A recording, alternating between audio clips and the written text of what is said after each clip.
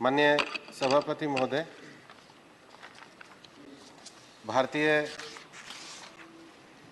वन्यजीव संरक्षण विधेयक जो 1972 में पारित किया गया था, उसमें मैं संशोधन के लिए विधेयक सदन के समक्ष प्रस्तावित करता हूं। दुनिया में जो एक विभिन्न देशों के बीच में संधि है, convention of international trade on endangered species, जिस प्रकार से वन्य जीव और वन्य संपदा दुनिया में विलुप्त होती जा रही है और कुछ संपदाएं इस कगार पे आ गई हैं कि उनका संरक्षण करना आवश्यक है, इसको लेकर के दुनिया के सभी देशों के अंतर्गत एक संधि 1976 में हुई थी। हम सब जानते हैं कि वन्य जीवों का जो अवैध व्यापार होता है उसको रोकने के लिए और उसके साथ ही साथ उसमें रेगुलेशन लाने के लिए हर देश के अंतर्गत नियमों को बनाने का और कानून को पारित करने का प्रावधान किया गया था। भारत सरकार भी इस अंतर्राष्ट्रीय संधि के सदस्य है।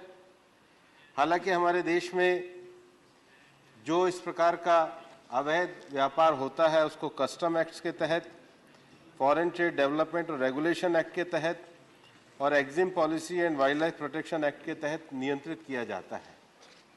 परंतु इस संधि के अंतर्गत दुनिया के सभी देशों के लिए ये कहा गया था कि एक अलग से वन्य जीवों का एक स्ट्रक्चर ढांचा बनाया जाना चाहिए। मैं कहना भी चाहूँगा कि तत्कालीन यूपीए सरकार ने ये एश्योरेंस भी अंतर्राष्ट्रीय स्तर पर दिया था, लेकिन उन्होंने पूरा नहीं किया। और चूंकि इस अंतर्राष्ट्रीय संधि को 2005 में हमने एश्योरेंस दिया था, पूरा करना आवश्यक है और अतएव इस बिल को लोकसभा में रखा गया है, जिसको सर्वसम्मति से पारित किया गया। और मैं ये चाहता हूँ कि ये बिल इस राज्यसभा में भी सर्वसम्मति से पारित किया जाए। इस बिल की प्रस्तावना को रखते समय माननीय सभापति महोदय, मैं ये भी कहना चाहूँगा कि अभी हाल ही में 14 से 25 नवंबर 2022 में पनामा में दुनिया में साइटिस की जो कॉप है वो 19 कॉन्फ्रेंस ऑफ पार्टीज हुई थी। हमारे देश में विशेष रूप से फॉरेस्ट में जो हमारे ऑफिसर्स और साइंटिस्ट हैं, उनके प्रयासों के कारण भारत ने जो प्रस्ताव किया और हमारे जो 2 स्पीशीज है टर्टाइल, नेमली रेड क्राउन रॉफ टर्टाइल और सॉफ्ट शेल टर्टाइल, उसको एंडेमिक में अपेंडिक्स 2 से अपेंडिक्स 1 में किया गया। माननीय सभापति महोदय, आप जानते हैं कि विशेष रूप से राजस्थान और हरियाणा के क्षेत्रों में शीशम का वृक्ष बहुतायत से पाया जाता है और स्थानीय कारीगर जो हैं उसके द्वारा विभिन्न चीज़ों का निर्माण करते हैं और हमारे राजस्थान के भी बहुत अच्छे कारीगर इसका निर्यात करते हैं।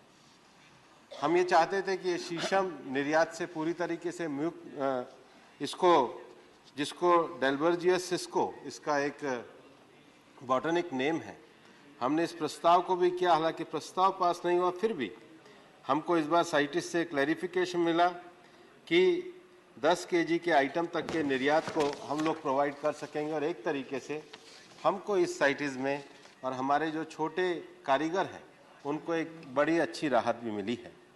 इस बार ये भी अच्छा रहा कि भारत को स्टैंडिंग कमेटी में एशिया रीजन की तरफ से भारत ने अपना स्थान पाया। लेकिन एक और विषय जो टाइगर कंजर्वेशन में आजकल दुनिया के कुछ देशों में टाइगर की फार्मिंग भी हो रही है और उसके कारण उसका इलीगल ट्रेड बढ़ रहा है, भारत के उस प्रस्ताव को भी वहाँ पर रखा गया।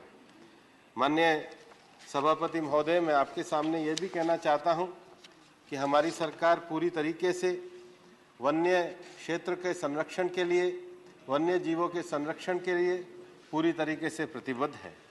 हमने पिछले दिनों में अभी हमारे देश में विशेष रूप से टाइगर कंजर्वेशन के लिए काम किया और मुझे बताते हुए खुशी है कि दुनिया का जो 70% जो वर्ल्ड वाइल्ड टाइगर है वो हमारे देश के अंतर्गत है।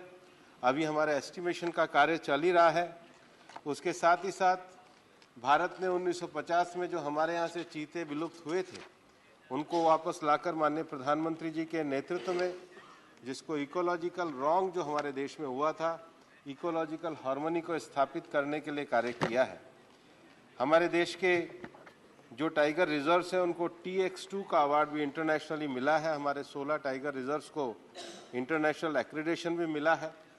और कई बार मैं ये कहता हूँ कि जब टाइगर कंजर्वेशन की बात हम ये कहते हैं तो कई बार ये विषय उठाया जाता है कि हम इतना जोर क्यों दे रहे हैं, लेकिन मैं आपको बताना चाहूँगा कि हमारी नेशनल टाइगर कंजर्वेशन अथॉरिटी ने एक अभी मैप रिलीज़ किया है कि हिंदुस्तान की जो मुख्य रूप से दक्षिण क्षेत्र में निकलने वाली नदियाँ है, जो हमारे टाइगर रिजर्व के जो कंजर्वेशन एरिया है, वहीं से उनका उद्गम का स्रोत है। और इसलिए उन जंगलों को बचाना, वहाँ की इकोलॉजी को बचाना, वहाँ की इकोलॉजिकल सिस्टम को बचाना, ये बहुत आवश्यक है। इसके साथ ही साथ मैं आपको ये बताना चाहूँगा कि हमारे विशेष रूप से बंगाल के क्षेत्र में जो सुंदरबन टाइगर रिजर्व एरिया है, उसको भारत और बांग्लादेश के सहयोग के साथ बायलैटरल पार्टनरशिप हमने करी है, उसको हम आगे बढ़ाने का काम कर रहे हैं। अब चीता इंट्रोडक्शन के साथ ही साथ हमारे देश में प्रोजेक्ट लायन के ऊपर काम किया जा रहा है, जिसको माननीय प्रधानमंत्री जी ने 15 अगस्त 2020 को लाल किले से घोषित भी किया गया था। और पूरी दुनिया का जो 100% एशियाटिक लायन है वो भारत के अंतर्गत है। हमारे देश में जो रिवर क्षेत्र में एक बहुत बड़ा जो हमारा एक संरक्षण का क्षेत्र है, वहाँ पे प्रोजेक्ट डॉल्फिन है। प्रोजेक्ट डॉल्फिन को कंजर्वेशन को लेकर भी काम कर रहे हैं। हमारे कई सदस्यों के पत्र भी मेरे को लगातार मैन एनिमल कॉन्फ्लिक्ट के ऊपर, ह्यूमन एनिमल कॉन्फ्लिक्ट के ऊपर लगातार आते हैं। हमारी सरकार के द्वारा फरवरी 2021 में इसको लेकर के एक सर्कुलर जारी किया गया था। और उसके साथ ही साथ जो बाकी के विषय हैं उनको भी मैं विस्तार से आपके सामने, जब हमारे सदस्य इस विषय को रखेंगे, मैं आपके सामने विस्तार के साथ रखूंगा। लेकिन इस जो संशोधन है, इस संशोधन को लाने के हमारे 2 उद्देश्य हैं। पहला उद्देश्य जो हमारा इंटरनेशनल ट्रीटी है, उस इंटरनेशनल ट्रीटी का भारत जो सदस्य बना, और अभी हाल ही में जो हमारे भारत का प्रतिनिधिमंडल जाके आया है, उसकी आवश्यकता और भारत के नेतृत्व की क्षमता को देखते हुए उसको हमारे लीगल प्रोविज़न में लाना आवश्यक था। उसके साथ ही साथ जो हमारे वन्य क्षेत्र में लंबे समय से रहने वाले जो ट्रेडिशनल कम्युनिटीज़ के जो लोग हैं, जो ट्राइबल लोग हैं, जब हम उनका विस्थापन करते हैं तो उनके जो उनके मवेशियों के लिए और बाकी लोगों के लिए जो उनके परंपरागत अधिकार है, उसमें कुछ हद तक कुछ विषयों पर संरक्षण, जब तक उनका पूरी तरीके से पुनर्स्थापन ना हो, देना आवश्यक था। इस प्रकार की एक संवेदनशील सरकार के द्वारा कि हम वन के विकास के साथ ही साथ वहाँ पे रहने वाले जो स्थानीय समुदाय हैं उनके संरक्षण और उनके विषयों को भी आगे लेकर के चलें, क्योंकि हमारे देश में प्रकृति के साथ रहने की एक परंपरागत सोच है। प्रकृति के साथ जीवन जीने का हमारे यहाँ एक जीवन पद्धति है। माननीय प्रधानमंत्री जी ने दुनिया का जो क्लाइमेट चेंज का जो संकट आया है, उसके लिए भी पूरी दुनिया को एक मिशन लाइफ का विज़न दिया है। वह विज़न भी प्रकृति के साथ, और हम ज़्यादातर जिसको माइंडफुल कंजम्पशन कह सकते हैं, माइंडलेस यूटिलाइजेशन की तरह वो है।